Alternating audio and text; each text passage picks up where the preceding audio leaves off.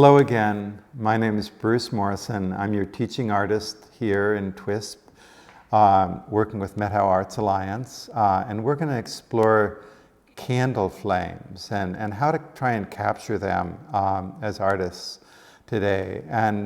But as I hold this candle, it's hard not to feel warmed and inspired by it. And candles and candlelight have been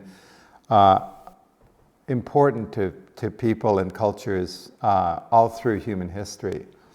And they're symbols of hope and faith. And all of us, as the nights get longer and longer, look forward to a time when the light can come back again.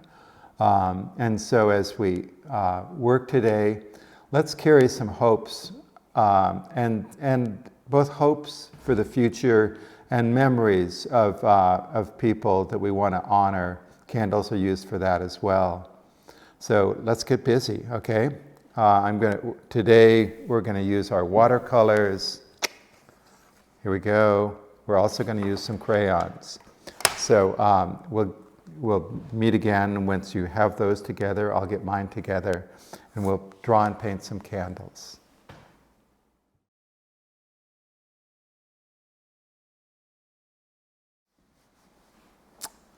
All right, okay, now we have our paper. I'm going to have at least these 4 colors of crayons: my black, a blue, a yellow, and an orange.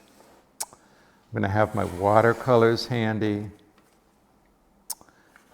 and a brush and water. Okay, got all that together.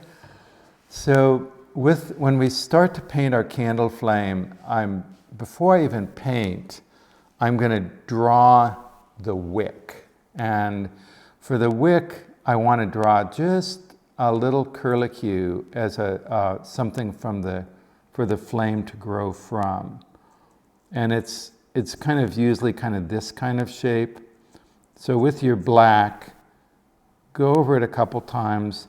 And wicks are usually kind of lumpy too, okay? But this is what the flame is going to grow from. So I've done that little curlicue thing, and they turn white as they go into the candle. I'm going to dip my brush, let it drink, and make sure it's ready to go to paint. And I'm going to paint first with the water. This is for the big flame. I'm going to start with the tip of the brush where the tip of the flame wants to be and paint with just water. There's always, seems like always a little bit of paint left in there, so that lets us see it a bit. And I'm going to paint a teardrop shape, kind of like this. Let it taper out. And by painting with the water, we'll give a place for the paint, the real paint, to spread. So the next thing we'll do is soak up some yellow. I'm going to put, in this case, lots of water in the yellow. Let my brush soak it up. I'm going to give it some time. Let it fill and load with the yellow, because this will be the light of our candle. I'll again start at the top on that wet part of the paper, pull down, and then start again on the other side and pull down, like that. And maybe a little bit in the middle. I'm leaving a little bit of space right around the wick itself, and there's a reason for that. When I looked at the candle flame up close, there'll be some blue we'll bring into that later. But we can't mix yellow and blue as paint, because what color do yellow and blue make? They make green, and candle flames really aren't green. So we'll have to let the yellow dry before we bring the blue into it. So let's all try that. Just the flame, start with the water, and then pull in some yellow. We'll come back after you've done that. Okay, so I've let my candle flame, the yellow, dry, and now I can touch it and feel that it's not wet. I want it to be dry so that when I add the blue down here, it won't mix, okay? If it's wet, the blue will mix with the yellow and turn green. I'm hoping that this blue will not mix with the yellow. So I'm going to stroke it out from the wick a little bit and let it have some life and wiggliness of its own.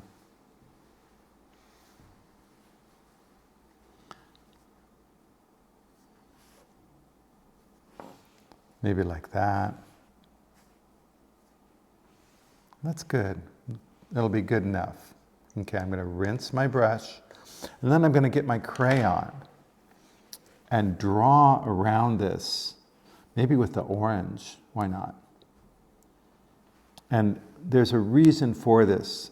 As I paint my background, this line of crayon will act as a resist and keep the color in the flame, so it won't spread out into anything around it. While I'm working with crayons, I'm going to use the yellow and do some rays of light from the candle. I'll start down here. The center, I might even draw this, the center of light in a candle is an area right in here where it's most bright. I'll even add that to intensify, using the crayon to intensify the watercolor. From this point, the light rays come out in all directions. So I'm going to start next to the candle flame and pull out to make these light rays go all out into the world, into the dark of the night, always coming out from that one point. Sometimes on one side I have to push the crayon away, and the other side I'm pulling it, making these light rays shine out all the way around. And I like the yellow so much, I'm going to add some orange to it. More light rays. These are going to be orangey ones.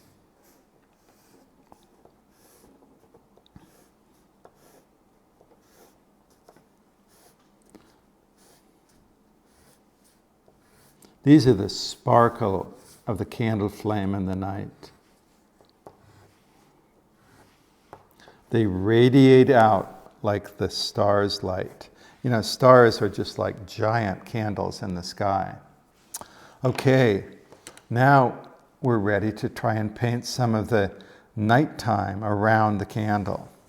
And I could use black, but black's not a very pretty color. So I'm going to go back to my blue, and I'm going to call this midnight blue. It's not quite, but where should I start? I'm going to leave a little bit of light around the candle to start with. So I'm going to do arcs of blue around it. I'm going to dip, get more water, more paint, and do another big arc the other way. Pulling my brush all the way around.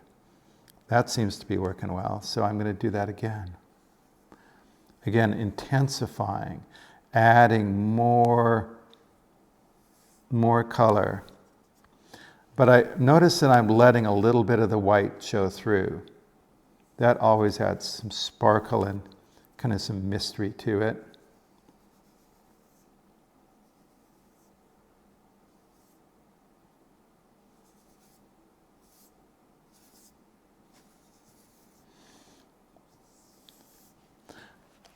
And then there's, there also are stars in the sky. So I'm going to, just for fun, make some stars up here. Little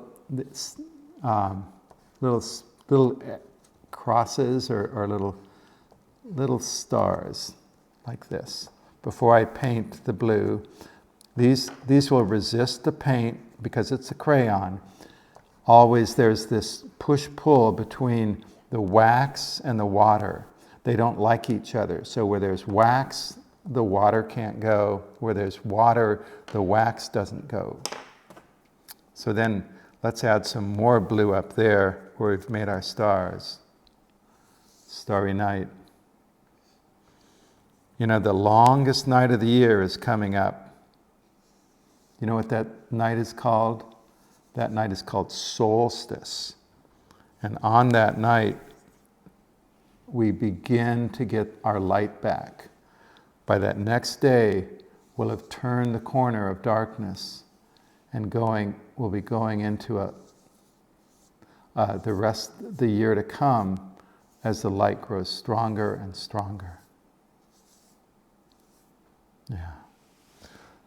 I'm happy with that. I'm going to do one more thing. I'm going to take the risk of adding a little orange. I hope this works around the candle. I can't resist it. I don't want it very strong, but I want a little bit of the glow of warmth around the candle. And remember, I drew this orange line to keep it as a boundary with the yellow. So I'm going to paint some orange that can be the warmth of the candle.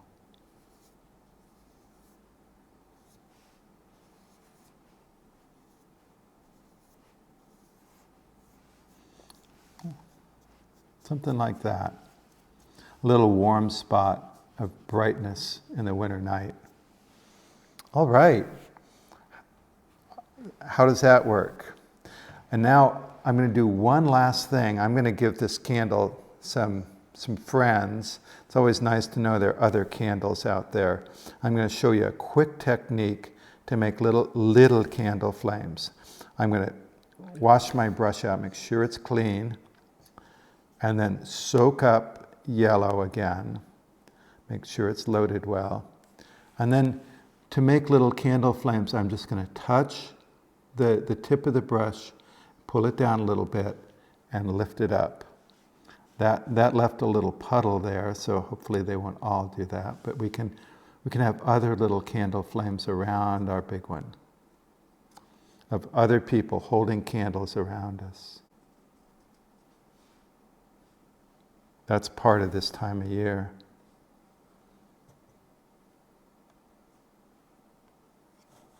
Okay, let's call that good. Okay, so we've got our little candle flame painting, and all the little hopes for the future as we burn a candle through the longest night. I hope you and your family are warm, healthy, and happy through the holidays.